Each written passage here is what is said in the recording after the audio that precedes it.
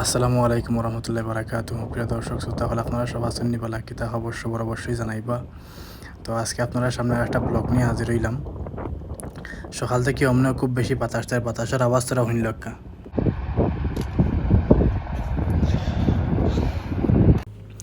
আপনারা তো বাতাসের আওয়াজ শুনলা। এখন আই মূল কাহিনীত।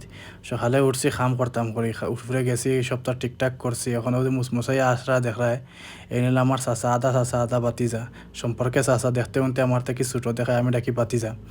তো তাই ডাকি এখন বা খাম হইতো না। আমি দেখিলাম খেনে কিতো হয়েছে, এখন যে কিতা জার্রার মিসমার নষ্ট হয়ে গেছে, মিসমার ভাঙি গেছে। এখন আপনারা হয়তো ভাবতে পারেন যে মিসমার কিতা। মিসমার হইল, তো এদেশ বল্টুরে হয় মিসমার, আর ওর সারে হয় যে কিতা চামুলা। তো ওই দেখা মিসমার কত বড় বড় একটা দেখা যায়নি, মিসমার বল্টু ভাঙ্গি গেছে। এখন ওগুলা খাটিয়া হোল্ডিং দিয়া ফিনিশিং দিয়া পরে ঠিক করা লাগবো। আপনারা আমি মিসমার দেখাই আর ইবাই থেকে আইসে পাকিস্তানি পাকিস্তানির আমি কিতা হয় দেখা, তারে আমি কই আধা পাকিস্তানি আধা আফগানি।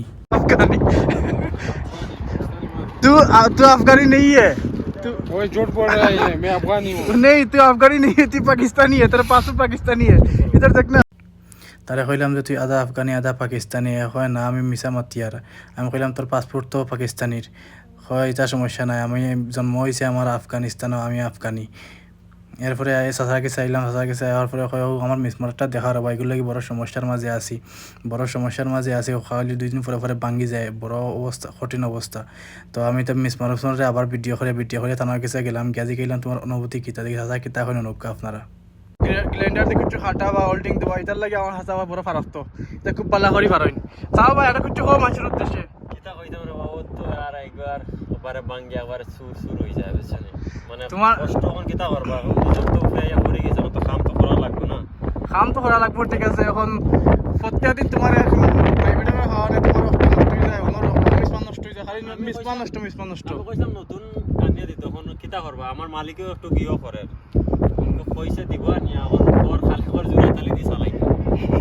সারা দুনিয়াও জোরাতালি দিয়ে চলে বর্তমানে। সারা সব জায়গায় মানুষের অবস্থা খুব বেশি খারাপ। দেহ কষ্ট হইলে আমার মাস্তা।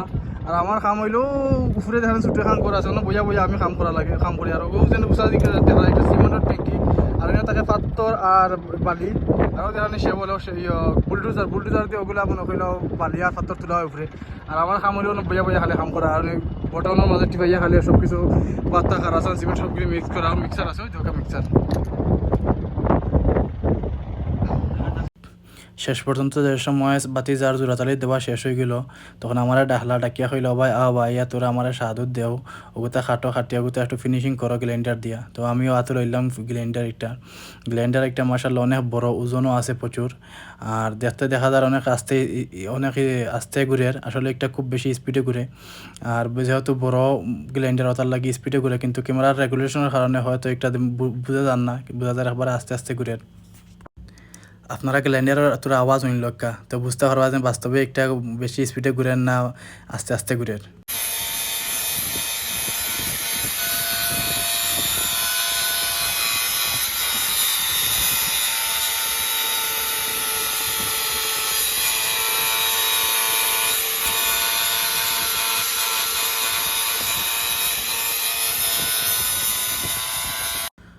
অবশেষে আমরা গ্যালেন্ডার দিয়ে ফিনিশিং মারা শেষ হয়ে গেল। শেষ হওয়ার পরে এখন আমরা বাড়িয়ানির কাম করা লাগে হিসাবে আতুরা এগুলো একটু পর ভাঙ্গি যায়। তো আতুরা ওগুলো দেখো হাসায় এমন সুন্দর, তাই নিয়ে এই জ্বালা মাররা।